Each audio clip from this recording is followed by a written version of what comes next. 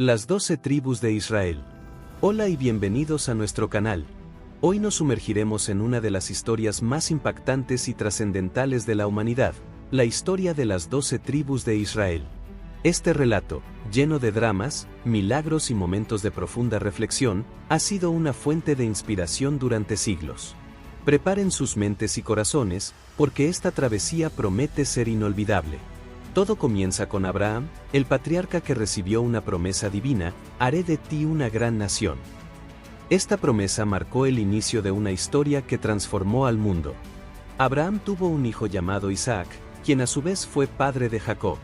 Jacob, también conocido como Israel tras un encuentro celestial, tuvo 12 hijos, y cada uno de ellos se convirtió en el fundador de una de las tribus. La vida de Jacob estuvo marcada por luchas personales y familiares. Su favoritismo hacia José, el penúltimo de sus hijos, desencadenó una cadena de eventos que llevó a José a ser vendido como esclavo por sus propios hermanos. Sin embargo, este aparente acto de traición se convirtió en una bendición, pues José llegó a ocupar una posición de poder en Egipto, salvando a su familia de una devastadora hambruna. La reunión de Jacob y sus hijos en Egipto marcó el inicio de una nueva etapa en la historia del pueblo hebreo. Cada uno de los hijos de Jacob se convirtió en el líder de una tribu, y con el tiempo, estas familias crecieron de manera exponencial. Egipto, que inicialmente fue un lugar de refugio, se transformó en una cárcel, ya que los faraones esclavizaron al pueblo israelita, temiendo su creciente número y fuerza. La esclavitud en Egipto unió a las tribus en su sufrimiento común. Este periodo oscuro también fomentó un sentido de identidad compartida, a pesar de las diferencias internas. Fue en este contexto que Dios llamó a Moisés, un miembro de la tribu de Leví, para liderar a su pueblo hacia la libertad. El Éxodo fue un evento monumental que redefinió a las tribus como una nación en ciernes.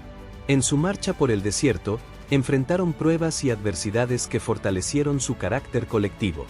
Cada tribu desempeñó un papel esencial en la supervivencia del grupo. Por ejemplo, la tribu de Leví fue designada para desempeñar funciones sacerdotales, mientras que otras tribus asumieron responsabilidades militares o administrativas.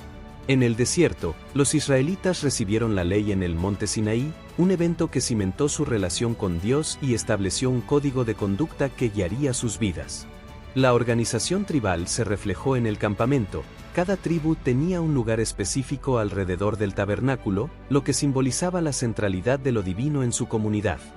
La guía divina también se manifestó en la provisión de maná y agua en el desierto, lo que recordó a las tribus su dependencia de Dios y su papel como su pueblo escogido. Este periodo también estuvo marcado por rebeliones y desobediencia, como el incidente del becerro de oro, que pusieron a prueba la paciencia divina y la fortaleza de Moisés como líder. Tras 40 años de peregrinación, los israelitas finalmente llegaron a las fronteras de la tierra prometida, Canaán. Este territorio había sido prometido a Abraham generaciones atrás, y ahora, bajo el liderazgo de Josué, estaban listos para reclamarlo. Sin embargo, la conquista de Canaán no fue una tarea sencilla. Los israelitas tuvieron que enfrentarse a numerosos pueblos que ya habitaban la región, como los cananeos, heteos y jebuseos, entre otros. La primera gran victoria fue la caída de Jericó, una ciudad fortificada que simbolizaba la resistencia de los pueblos locales. Guiados por instrucciones divinas, los israelitas marcharon alrededor de la ciudad durante 7 días, hasta que los muros cayeron milagrosamente. Este evento marcó el inicio de una serie de conquistas que permitieron a las tribus asentarse en la tierra. La división del territorio fue un momento crucial. Josué, con la ayuda de los ancianos y sacerdotes, distribuyó las tierras entre las tribus. Cada tribu recibió una región que se adaptaba a sus necesidades y características. Por ejemplo, la tribu de Judá obtuvo un territorio amplio en el sur, mientras que las tribus de Efraín y Manasé, descendientes de José, recibieron tierras fértiles en el norte. La tribu de Leví, a diferencia de las demás, no recibió una porción de tierra. En lugar de ello, se les asignaron ciudades dispersas por todo Canaán. Su papel era servir como sacerdotes y mantener el culto religioso en nombre de toda la nación. Este arreglo reforzó su importancia espiritual y aseguró su presencia en todas las tribus. A pesar de estas conquistas, no todas las regiones fueron ocupadas de inmediato. Algunas tribus enfrentaron dificultades para desalojar a los pueblos locales, lo que a menudo resultó en conflictos prolongados. En algunos casos, los israelitas optaron por convivir con los habitantes originales, lo que generó tensiones culturales y religiosas. El pacto renovado en Siquem fue un momento clave para consolidar la unidad del pueblo. Josué reunió a todas las tribus y les recordó su compromiso con Dios y su ley.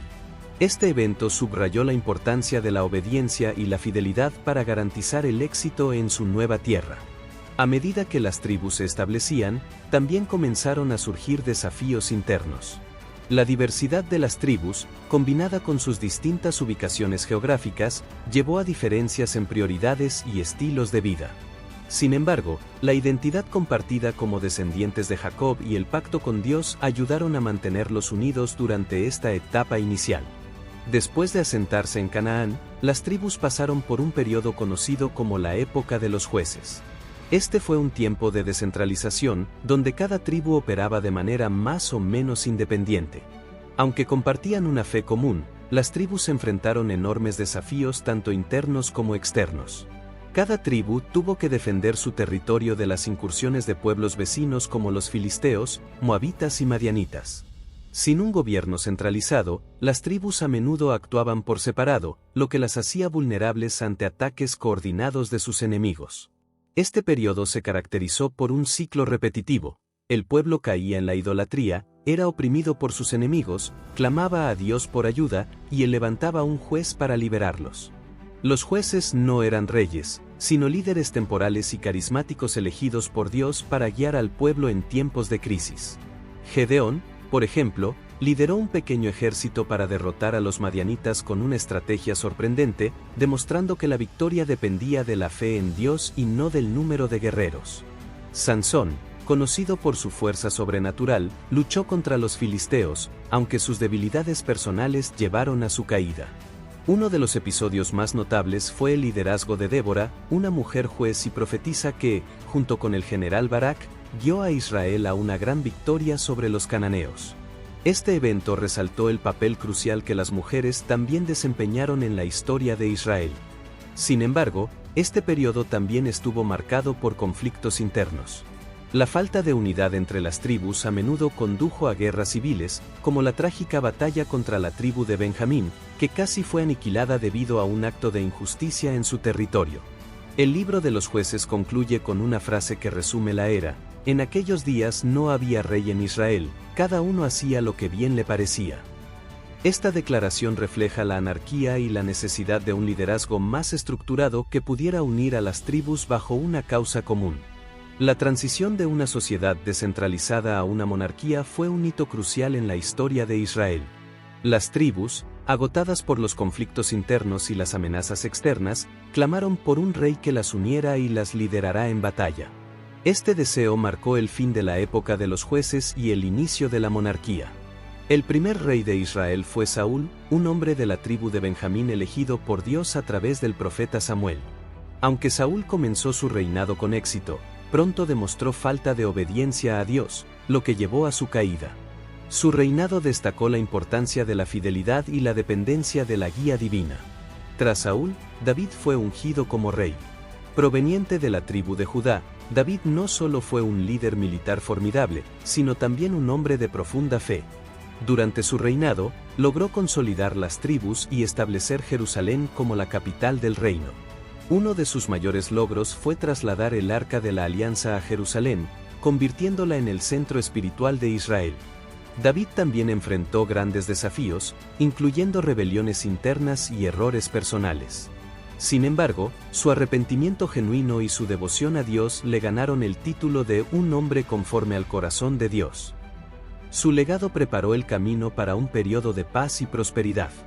El reinado de Salomón, hijo de David, representó el apogeo de la monarquía israelita.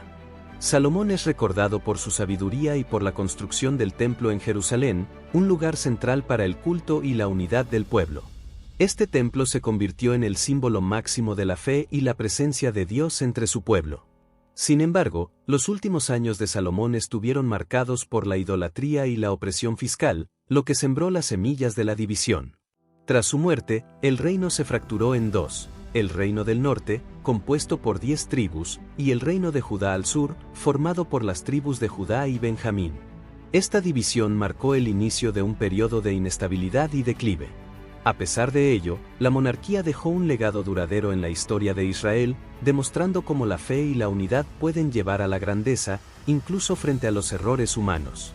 El concepto de las tribus perdidas de Israel surge como consecuencia de un evento trágico en la historia del Reino del Norte.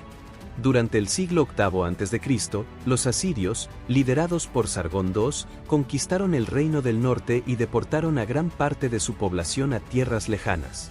Este acto no solo marcó la desaparición de un reino, sino también de 10 tribus: Rubén, Simeón, Dan, Neftalí, Gad, Aser, Isaacar, Zabulón, Efraín y Manasé. La deportación asiria fue un proceso sistemático que buscaba desarraigar a los pueblos conquistados, dispersándolos entre diferentes regiones del imperio para evitar rebeliones. Estas tribus, separadas de su tierra, cultura y tradiciones, fueron asimiladas en otras sociedades, lo que llevó a su aparente desaparición. A lo largo de los siglos, han surgido numerosas teorías sobre el destino de estas tribus. Algunas sugieren que se integraron a otras naciones y continúan existiendo en forma de comunidades ocultas. Otras especulaciones más legendarias proponen que emigraron a regiones remotas, convirtiéndose en los ancestros de pueblos como los afganos, los japoneses o incluso ciertas tribus nativas americanas. La pérdida de estas tribus también tuvo un profundo impacto espiritual. En la literatura profética, como en los libros de Isaías y Ezequiel, se habla de la reunión futura de todas las tribus de Israel como parte del plan divino para la redención. Este tema ha inspirado a lo largo de la historia tanto a judíos como a cristianos, quienes ven en esta reunión un símbolo de esperanza y restauración. Por otro lado, el Reino del Sur, compuesto por las tribus de Judá y Benjamín, logró sobrevivir por un tiempo más largo, pero también enfrentó el exilio babilónico en el siglo VI a.C. A diferencia de las tribus del norte, los exiliados de Judá pudieron regresar a su tierra y reconstruir su identidad nacional y religiosa, convirtiéndose en los ancestros directos del pueblo judío moderno.